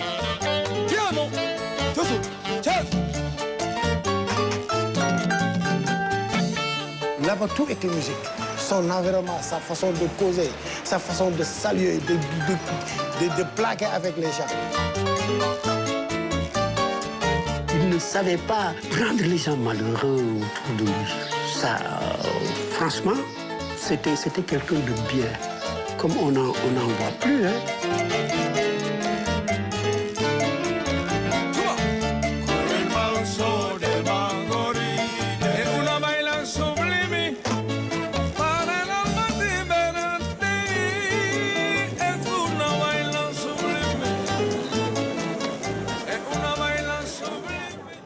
On a un peu une idée à travers ce trailer de l'excellent documentaire que vous avez produit. Je ne sais pas ce qu'en pense notre réalisatrice, Diabou Bessan. Bonsoir, Maki. Bonsoir, Diabou. Alors, vous l'avez appelé tout à l'heure Maki Madibasila ou Dabi Maki. Nous, on l'appelle Fire Bondaman. C'est le nom. Marchez sur la langue. Nous, Attention, on l'appelle Fire Bondaman. Alors, on ne le présente plus. Donc, vous avez fait un film documentaire, un très beau film, que moi, j'ai adoré. Parce qu'au-delà de l'hommage à Labassosé, c'est un hommage à toute cette génération de salseros. Exactement. Donc, c'était très important, il fallait le faire. Voilà. Le film a connu déjà un grand succès. Il commence à avoir des distinctions à l'extérieur et nous lui souhaitons une longue vie et beaucoup d'autres distinctions. À travers aussi ce film, en tant que réalisateur, vous avez été le relais de tous vos collègues qui travaillent sur la mémoire et qui pêchent sur l'inaccessibilité des archives. Vous avez beaucoup insisté sur cela et j'aurais aimé que vous y reveniez parce qu'il est très difficile de travailler sur les films de mémoire en Afrique parce qu'on n'a pas accès à nos archives. Mais lui, il a travaillé avec la RTS et je pense oui, que justement, j'ai travaillé avec la RTS pour une partie des archives, mais la plupart des archives, je les ai reçues d'Abidjan. Des privés. Voilà. Aussi. Non, je suis parti à Abidjan et puis des privés. Donc, j'ai toute cette collection, j'ai décidé aussi d'amener ça et puis de donner ça à la RTS. Parce que c'est important, ici c'est la maison mère, c'est notre télévision nationale.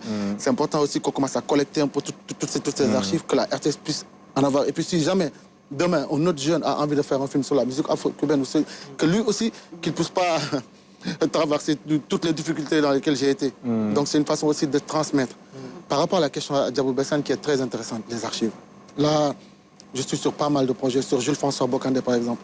Je me rends compte que le match Sénégal-Zimbabwe du 1er septembre 1985, je ne trouve pas les archives. J'ai du mal avec. Et qui dit Bocandé, c'est le match qu'il a mis un peu en scène, qu'il a mis en lumière. Non, mais c'est comme hier. Pour moi, je m'en rappelle pas. On s'en rappelle tous. Il y en a qui n'étaient pas loin. Voilà, c'est vraiment pas loin. Mais justement, et puis au-delà de ça, il y a des images d'archives du Sénégal post-indépendance, que ce soit avant ou après. C'est très compliqué d'avoir ces archives-là. Ces archives-là sont à l'INA. Et puis nous, on a du mal à y accéder. Figurez-vous, à Lyon, quand vous voulez une minute d'archives, Diabou sait de quoi je parle, ça coûte 1 000 €.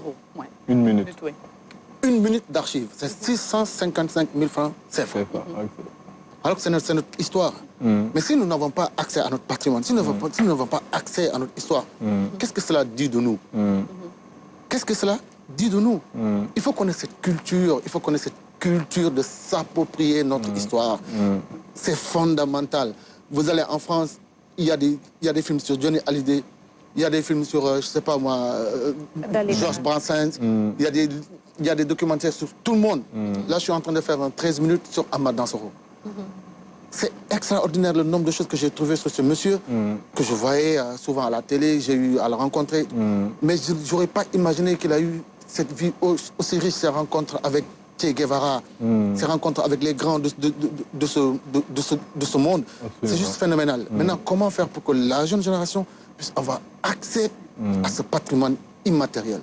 C'est un combat que nous devons tous mener. Donc on est en train de voir avec la RTS la possibilité de cibler des personnages, figures historiques.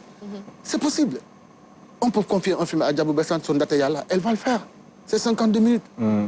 Les gens sont là. Et puis l'avantage, c'est que quand vous allez à l'université, mais tout a été documenté. Tout à fait. Les gens ont écrit sur cette histoire. Les spécialistes sont là. Donc allons les voir. Essayons de cibler, je pense au Tigre de Fass, je pense à Jules-François Bocandé. Vous parlez de Bocandé, il y a son portrait ici dans le livre de Khalifa Touré. Il a fait un portrait sur Jules-François Bocandé. Mais un enfant qui est né en 2000, tu lui parles de Bocandé, il ne le connaît pas. Absolument. Moi, j'ai parlé à des jeunes qui sont nés dans les années 2000. Bocandé dit, Bocandé, ça me dit quelque chose. C'était un footballeur. C'est incroyable, ça. Donc, tout l'intérêt, encore une fois, de fixer dans le patrimoine ces personnages et figures historiques. Ça, moi, en tout cas, moi, personnellement, j'en fais un sacerdoce. Et je lance un appel à tous les réalisateurs, voilà, de faire en sorte que notre histoire ne nous échappe pas. C'est fondamental. Les jeunes, aujourd'hui, on les voit, ils sont un peu perdus. Ils savent pas ce qu'on nous dit, tout le monde nous dit, il y a le buzz, il faut faire des séries. Oui, les séries, c'est bien. Mais le problème du Sénégal, c'est l'absence de diversité. Le documentaire n'est pas un cinéma mineur, c'est un cinéma majeur. On a vu des films comme Bowling for Columbine de Michael Moore qui ont remporté la Palme d'Or à Cannes. Aux Oscars, vous ne pouvez pas imaginer les Oscars sans un prix du meilleur documentaire. Donc le documentaire, ce n'est pas un art mineur, ce n'est pas du cinéma bas de gamme. Au contraire. Vous allez en France, vous allez aux États-Unis, vous ne pouvez pas rester un jour où il n'y a pas un ou deux ou voir plusieurs documentaires sur une chaîne comme Arte qui passe. On dort sur on est sur une mine d'or, quoi, et on dort. Donc, voilà, moi, ça me passionne, mais j'ai envie de partager. Et puis, bon, on verra ce que ça va donner. Mais en tout cas, alors, Macky, vous avez aussi, la première difficulté quand on fait du cinéma ici, c'est la levée de fonds. Et vous avez aussi parlé, je vous cite, qu'on ne peut pas faire de film sans que ce soit l'Occident qui le décide. Alors ça, c'est un problème, surtout quand on veut travailler sur l'identité, quand on veut travailler sur la mémoire et qu'on attend que ce soit les autres qui le décident. Heureusement, il y a aujourd'hui des mécanismes de financement comme le FOPICA, mais est-ce que vous partagez toujours cet avis par rapport au fonds? Si, c'est exactement ça, c'est un processus. Et ce processus, moi je dis qu'il est, en tout cas, il est biaisé. C'est-à-dire que quand vous faites un film, vous avez déjà l'idée du film que vous voulez faire. Donc, il y a ce qu'on appelle la préparation du film. Donc, allez chercher d'abord les infos, écrire le scénario, cibler les gens que vous avez envie d'interviewer. C'est-à-dire ceux qui vont apparaître dans votre film. Si c'est un documentaire, par exemple, vous avez forcément besoin d'interviewer des gens. Vous avez besoin aussi d'aller chercher les fonds. Mais moi, je ne comprends pas pourquoi, quand je veux faire un film, qu'est-ce que vient faire la France là-dedans? C'est une question que je me pose, quoi. Qu'est-ce que la France vient faire là-dedans? Un Français qui fait un film sur le général de Gaulle, est-ce que le Sénégal va dire « Ah, c'est pas intéressant » Non, c'est pas le problème du Sénégal. Nous avons assez de moyens ici, au Sénégal, en tout cas pour les documentaires historiques. Aujourd'hui, nous n'avons plus d'excuses. Tout ce dont nous avons besoin est là. Pour la base, c'est bien sûr, tu es obligé de prendre l'avion, d'aller ici, parce que c'est un artiste international.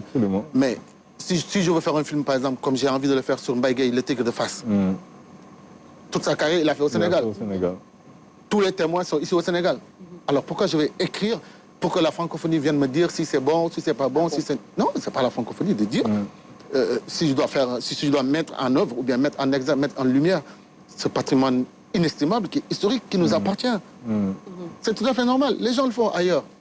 Partout dans le monde, ça se fait. C'est frustrant. C'est long. C'est lourd. Djabou sait de quoi je parle. L'administratif. Moi, ce film, ça m'a pris 6 ans pour le réaliser. Quand même. 6 ans où on me dit, tu écris, tu envoies par-ci, tu envoies par-là. Après, bon, c'est la francophonie. Après, eux, ils ont une commission. Après la commission, bon, en fonction de ça, ils vont te dire, ils ne sont pas intéressés par ci. Ou bien là, dans le truc, il faut changer cette ligne. Ah, mais c'est qui lui, on n'a jamais entendu. Il y a même quelqu'un qui m'a dit, ah, mais pourquoi vous avez mis l'histoire du meilleur salsero africain? J'ai dit, mais parce que c'est le meilleur. Il me dit, ah, quelles sont vos sources? Non, il me dit, il me dit, mais moi j'étais au Sénégal, j'ai vu des salles. Pourquoi vous dites que c'est le meilleur alors que moi je les connais tous? Et il ne le connaît pas. Et il ne le connaît pas. Donc voilà, c'est-à-dire on demande de souscrire ou de soumettre des dossiers à des gens qui ne savent absolument rien de notre identité, de notre patrimoine, de notre culture. Ni de notre culture. C'est là où moi j'ai un problème avec ces organismes-là. Vous avez raison. Il ne doit pas avoir de dictature exogène pour venir nous dire la ligne de notre culture ou de notre tradition. Je pense que c'est notre patrimoine, c'est à nous de déterminer la dynamique dans laquelle nous devons l'amener. Et c'est très important pour moi, le genre documentaire, parce que ce genre-là se base sur le réel. Vous décriez le réel et vous nous ramenez des personnages ou bien des figures importantes, historiques. Ça, c'est très intéressant. Mais d'abord, bien entendu, je fais hommage à Dadi Maki, qui a été un véritable artiste qui nous a tous bercés dans les années 90. Mais à un moment, Dadi Maki a disparu. Et dans sa disparition, il nous est revenu avec ce chef-d'œuvre. C'est une très bonne chose. Ce chef-d'œuvre sur Laba Sossé. Quand moi je regarde votre documentaire, je vois quelqu'un qui a bâti lui-même sa légende personnelle, pour paraphraser un grand auteur, Paulo Coelho, qui est l'auteur de votre Turando. Et donc, moi, je pense que cette légende personnelle-là est devenue à un moment un patrimoine immatériel. Patrimoine immatériel par les thèmes qu'il a abordés, mais aussi par le fait qu'il a hissé le drapeau national très haut. Il a été, comme vous l'avez dit, le premier artiste africain, ou en tout cas l'un des premiers à avoir un disque d'or. C'est la suite de Laba Sossé que nos musiciens comme Youssou N'Dour, Baba Maal, autres, ont pu atteindre des sommets, ou même les cimes de la musique internationale. Donc pour cela, c'est une très bonne chose. Et quand je regarde ce documentaire-là, profane que je suis émerveillé aussi par les images. Je suis émerveillé par le parcours. C'est très intéressant. On voit le sérieux. Vous avez dit que vous avez pris beaucoup de temps à le faire, 6 ans. Donc 6 ans, c'est un travail. 6 ans, c'est de la patience. Et pour cela, on doit vous féliciter. Et quand on est dans le documentaire, on regarde, on écoute les témoignages, ceux qui ont connu Laba Sossé, des professionnels de la salsa, etc., on se dit, mais waouh, personnellement, on est passé à côté d'un monument. Ah oui. Quelqu'un est venu, a vécu dans notre pays, et comme vous l'avez dit, malheureusement, on tue nos héros. On tue des figures qu'on devait célébrer. Et malheureusement, c'est la postérité qui les célèbre. Et ça, c'est une mauvaise chose. Et je pense que je le paraphrase lui-même qu'il a dit. À un moment, je dis, quand il parle de son testament, le testament fera de lui ce qu'il est. Ouais. C'est la postérité qui va lui rendre hommage. Et il y a un autre de ses amis qui le dit, là-bas a vécu, mais il a vécu en faisant en sorte que les gens ne le connaissent pas. Ça, c'est extraordinaire. C'est-à-dire que lui-même, il s'est détaché un peu des bling-bling, ou en tout cas de tout ce qui pouvait braquer les projecteurs sur lui-même. Et donc, c'est peut-être quelque part sa hauteur. Mais moi, il y a quelque chose que j'ai vraiment aimé. Avant de poser ma question, il y a 2 choses. D'abord, c'est la fin, le hip-hop. Oui. C'est le talent de Laba Sossé. Ouais, Laba Sossé qui se pose sur un beat hip-hop produit par son fils, avec son fils, mais qui malmène son fils, quoi. Qui le malmène. Même dans l'hip-hop, il me domine. Et ça dénote du talent. Ça démontre de la maestria, de l'immensité de Laba Sossé. Mais il y a autre chose qui est un message subliminal. Pour moi, je ne sais pas si vous l'avez vu, mais qui est important durant le film, c'est Gorée. Oui. Gorée pas pour parler de l'esclavage, mais Gorée pour nous dire, souvenez-vous de Laba Sossé. Ouais, exactement. Voilà. Ça, je sais, en tant que profane, j'ai aimé ça. C'est extraordinaire que vous, excusez-moi de vous couper, parce que c'est très important ce que vous dites. Voilà, ça c'est un clin d'œil non seulement à l'histoire, mais la musique afro-cubaine est partie des côtes par le biais de l'esclavage pour aller justement. Et là, il y a le film va être projeté a été sélectionné dans un festival à Atlanta aux États-Unis. Super. Et l'un des membres du jury me dit ouais, quand j'ai vu Gorée, j'ai compris le lien que tu as voulu faire entre la musique afro-cubaine et voilà quoi. Non mais ça c'était une subtile intelligence et j'ai beaucoup aimé et ça m'a parlé durant tout le. Mais je pense que durant le film aussi, il y a quelqu'un qui a parlé du legs, de l'héritage de Laba Sossé. Ouais. Et moi, je veux vous poser cette question-là. C'est quoi? C'est un autre film? C'est le forum, comme suggérait quelqu'un, sur Laba Sossé? Quel next step, c'est quoi? Alors, Ça va être un peu, je dirais, un peu prétentieux de ma part de dire exactement ce qu'il faudrait faire. Vous savez, nous, on est des artistes. Voilà, qu'est-ce qu'on fait? C'est comme Djabou, c'est comme moi, c'est comme les musiciens. On vient, on pose des sujets sur la table. Maintenant, à nous, en tant que communauté, à nous, en tant que pays, à nous, en tant que férus de culture, nous qui sommes dans une démarche de transmission, d'essayer de trouver des solutions, d'apporter des solutions pour essayer de mettre, comme je dis encore une fois, en lumière toutes ces figures. Il ne s'agit pas que de la Bassosé. La Bassosé, pardon, c'est une pièce du puzzle. C'est pour ça que je suis en train de travailler en ce moment sur Jules-François Bocandé. Maintenant, pour en revenir à votre question, c'est fondamental, encore une fois, que le Sénégal prenne à bras le corps le thème, le sujet du patrimoine. Il y a les livres, il y a les films, mais il faut une réflexion beaucoup plus globale autour de ce que nous sommes, ce que nous sommes devenus, mais surtout la question fondamentale, qui étions-nous et d'où venons-nous? Vous savez, il y a des gens qui m'ont appelé en pleurs. Ils me disent, mais vous nous ramenez à notre jeunesse. Il n'y a pas un seul Sénégalais qui n'est pas venu me dire, en tout cas de cette génération, Djabou, c'est parce qu'elle était avec nous à l'avant-première et tout. Ah, je me rappelle, là-bas, ils venaient manger ici le soupe Kandia. Ah, je me rappelle, quand j'étais à Ziguinchor, là, j'ai vu là-bas, là. Ah, je me rappelle. Donc, tous ces souvenirs-là, le film permet de les réveiller, mais aussi, il faut capitaliser sur ça. Parce que, encore une fois, il est fondamental que nous, encore, nous, notre génération, bon, moi je suis un peu plus vieux, mais la génération d'avant, qui se disent, ce pays a de grands hommes. Il y a des figures historiques, il y a des figures politiques, il y a des figures culturelles, il y a aussi des figures sportives. Vous savez, on est dans un monde où les gens, ils oublient très vite. Et malheureusement, au Sénégal, c'est comme si on s'était passé le nom. On a choisi d'avoir ce qu'on appelle une mémoire uniquement religieuse. Ce n'est pas une critique. Nous sommes dans un pays où les religions ont énormément apporté. Par contre, le danger, c'est de créer le gap entre les générations qui se succèdent. Aujourd'hui, les jeunes qui ont 20 ans, ils ne connaissent absolument rien du Sénégal des années 60. Absolument rien du Sénégal des années 70. Je ne parlais même pas des figures comme Lamine Senghor ou David Diop ou je sais qui d'autre. Donc il est, encore une fois, très important de mettre cette passerelle historique. C'est très intéressant, mais on est malheureusement un peu rattrapé par le temps. Il faut qu'on laisse un peu la part de Lady Ma Keita. Ma cousine là. J'aurais laissé mon cousin parler. Ah ouais. On est Barbara tous les deux, donc je dis c'est ma cousine. T'as vu, hein. Donc on est vraiment très heureux de vous accueillir encore une fois sur ce plateau. Merci beaucoup. Vous venez nous présenter votre nouveau single Boule d'eau. Peut-être on s'adresse là aux hommes qui n'ont aucune galanterie. Oui, bonsoir déjà. C'est un plaisir, toujours un plaisir d'être ici parmi vous. Effectivement, maintenant, je m'appelle Lady Ma Keita, et je suis venue vous présenter mon nouveau single qui s'appelle Boule d'or. Boule d'or, effectivement, c'est une occasion pour sensibiliser toutes les populations sur toutes les violences auxquelles les femmes font face. Ce ne sont pas seulement les violences sur le plan physique, mais les violences morales, les violences intellectuelles, les violences verbales aussi, parce que c'est une forme indirecte de violence, mais qui est très fréquente, très courante et très banalisée. Et aussi, c'est une occasion aussi de présenter la vision, moi, que j'ai de la musique. Ma part, ce qui constitue la partie de moi qui s'exprime musicalement. C'est un peu ça que je peux dire, quoi. C'est pourquoi j'ai... une vision très jazzy, voilà, on va très le voir jazzy, peut-être. très mandingue, et voilà, c'est un peu ça, voilà. Absolument. On va le voir un peu à travers ce clip que vous nous présentez. Ça s'appelle Boule d'eau.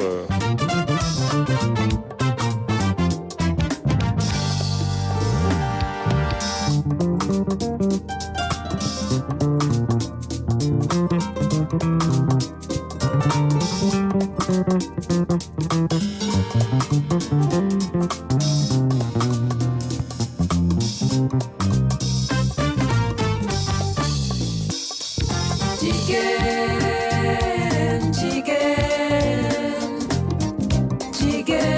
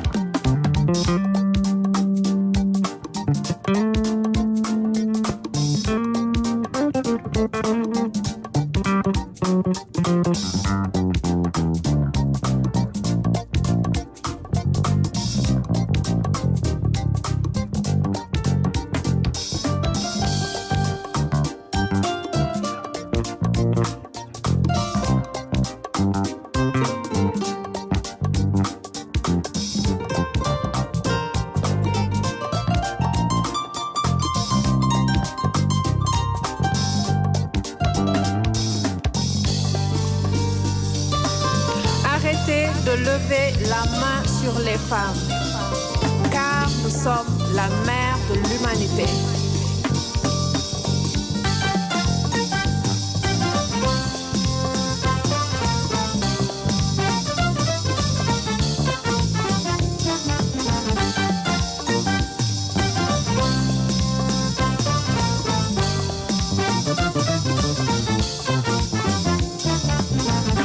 On a vu un très beau clip, une très belle chanson, Jazzy, comme j'ai dit. Je pense que vous avez été la première bassiste ici au Sénégal, hein, bassiste femme. Je suis la deuxième. Ah, vous êtes la deuxième? Oui, après Cécile Sow. Oui, Cécile Sow qui évoluait dans le reggae. Je n'ai pas eu l'occasion de la connaître personnellement. Lui connaît bien. Voilà. Moi, je ne la connais pas. Elle est dans le groupe Ara. Ara, wow. Parce qu'on a aussi maintenant un orchestre entièrement féminin. Oui, je pense qu'on va les recevoir la semaine prochaine. Normalement, ils devraient nous faire un live. Donc il y a beaucoup de bassistes femmes maintenant qu'on commence à voir. Oui, maintenant j'ai de la compagnie. et ça fait plaisir. Ça fait plaisir. Voilà. Djabou? Alors, Ma, vous êtes femme engagée dans l'humanitaire, artiste, instrumentiste. Alors, vous êtes présidente d'une association. Et aujourd'hui, vous êtes engagée dans la violence, contre les violences faites aux femmes. Alors, pourquoi ce choix? Bon, parce qu'avant d'être, comme je le dis, avant d'être artiste, même avant de porter l'albinisme, je suis une femme. Parce que quand je suis née, on n'a pas dit judd na ki Ndeye Ndiaye jigéen la jur. Asafurla Ndeye Ndiaye puune la jur. Dañu ne Ndeye Ndiaye doomu jigéen la am. C'est très important alors pour que je mette en avant ça. Je sais que tout le monde s'attendait à ce que la première fois que je parle d'une minorité ou bien que je parle d'une cause à travers la musique, que je parle de l'albinisme, mais j'ai préféré plutôt parler directement par rapport aux violences à laquelle ma jante fait face parfois. Voilà. Et vous avez raison, hein. Là, je suis parfaitement en phase avec vous. Lady, oui. Vous êtes une grande lady et ça se voit dans votre chanson. Moi, je vous félicite d'abord sur la forme extraordinaire. Un cocktail musical, la basse, instrument moderne mélangé aux sonorités. Mais avec les cordes multicolores, là, ça, c'est une très belle guitare. Ah, merci. On adore la forme. Sur le fond, le thème, vous avez raison. Les violences faites aux femmes, ça doit cesser dans ce pays-là et partout. Malheureusement, on assiste de plus en plus à ce drame. Et souvent, les faits divers qu'on constate dans les journaux ou dans les réseaux sociaux, ça fait froid au dos, quoi. Donc vraiment, c'est un thème très important. Moi, je vous encourage dans cela. Et comme pour un peu aller dans la dynamique de Djabou, je pense qu'aujourd'hui, quand on vous voit, on voit quelqu'un d'assez courageux et qui se départit de ce que vous avez dit tout à l'heure. Parce que je suis tel, j'appartiens à une telle minorité, je dois parler de cela. Mais non, c'est exactement ce que je disais à la femme qu'on a reçue la dernière fois dans ce pays-là. Je pense que le plus important dans une vie, le plus important, c'est la personnalité que l'on a. C'est ce que l'on propose. Et quand le travail est bien fait, quand il est excellent, on a sa place dans la société. On a sa place autour de la table. Quel que soit le parcours, quelles que soient les origines, quel que soit, etc. Ça, ce sont souvent des identités, même meurtrières, pour ne pas reprendre un célèbre écrivain Amin Malouf, que l'on projette ou qu'on marque sur les uns et les autres. Mais ce n'est pas le plus fondamental. C'est votre personnalité. Votre personnalité, on le sent dans cette musique-là. Vous avez du talent et pour moi, vous pouvez aller très loin. Ah, merci beaucoup. Ça fait plaisir. Et voilà, c'était un peu ça parce que il n'y a pas effectivement beaucoup d'artistes femmes qui s'expriment à travers un instrument. Alors j'ai vraiment tenu à tout ce que je puisse produire, tout ce que je dois produire, que je ne fasse pas dans le laxisme, que je ne laisse aucun détail, que je fasse dans la qualité, que je fasse une musique qui ne dérange pas surtout, que quelqu'un peut consommer ça sans pour autant que ça le dérange, qui est accessible à tout le monde. Et bon, puisque je ne suis pas très voix, mais que j'en profite pour que ça soit une musique intelligente qui fasse passer des messages. Et c'est ça qui est important. En fait, est-ce qu'il y a une déconnexion aujourd'hui avec le groupe Takeifa? Définitivement. Parce que moi, quand je vois, à un moment, je me disais, waouh, si elle sort de son élément, c'est fini. Mais là, on voit que non, vous avez votre propre chemin. Mais est-ce qu'on peut s'attendre un jour à une collaboration à nouveau avec le groupe Takeifa, que je rappelle qui a été un très bon groupe? Bon, ça, je ne sais pas encore. Je ne sais pas. Je ne suis pas très bien placée actuellement pour en parler. Mais bon, ce que je peux dire, c'est que je reste là où que je sois, je reste un produit de Takeifa. Parce que tout ce que j'ai appris, c'est là-bas que j'ai appris. J'ai appris à côté de mon père, d'abord, même avant d'apprendre à côté de mes frères. Parce que tout ce que j'ai, mon rythme de travail, ma passion, le sérieux que je mets dans mon travail, tout ça c'est là-bas que je l'ai appris. Absolument. Alors, je me dis que ça soit avec ou sans eux, je les représente d'une certaine manière. Et ça n'importe qui aurait le même avis que moi sur ça. En tout cas, c'est vraiment... C'est la famille, et la famille est toujours appelée à se retrouver. Absolument. En tout cas, c'est vraiment, comme vous dites, une musique très agréable, vraiment, que vous nous proposez. Je ne sais pas si vous avez un agenda devant vous, vous avez des dates pour vous produire. Quels sont vos projets à court terme? Bon, actuellement, je prépare une résidence jazz au Maroc. C'est une résidence que je partage avec des femmes musiciennes qui viennent de plusieurs pays d'Afrique. Ce sera pour 2 semaines jusqu'en fin novembre. Maintenant, c'est vers le courant du mois de décembre que je vais peut-être commencer à faire d'autres prestations au Radisson ou dans des endroits ici.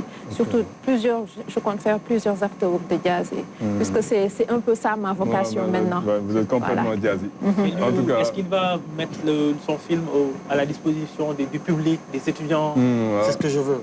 Je suis là pour ça. Mais bon, juste pour parler d'agenda, le film sera projeté à l'Institut français le mercredi prochain, le 17 novembre. À partir de 19h30, 20h. Et puis aussi, je suis invité par l'UNESCO à Paris pour une projection spéciale la Semaine du patrimoine, le 25 novembre, où le film a été choisi pour justement être projeté à ce qu'on appelle la Semaine africaine, mais spécialement la Journée du patrimoine. Absolument. Donc voilà, il fait son petit bonhomme de chemin, il va être projeté en Nouvelle-Zélande, aux États-Unis et puis au Rwanda. Donc, petit à petit, on... C'est comme Baka, quoi. Baka, c'est le rêve. Hein. Donc, l'idée, c'est s'il y a des partenaires qui sont intéressés, voilà. Moi, j'ai envie que le film aille à Guédiawaye, Thiaroye, Yeumbeul, Thiès, voilà. En tout cas, nous vous remercions d'être passé sur ce plateau. Vraiment, Maki Madibasila, Lady Ma Keita, nous avons été très heureux de vous accueillir. Je remercier mes partenaires, Diabou Bessan Diouf, Thierno Suleiman Diop Nian. Je remercie tous les techniciens de la RTS et tous les téléspectateurs qui nous regardent tous les dimanches. À dimanche prochain, Inch'Allah.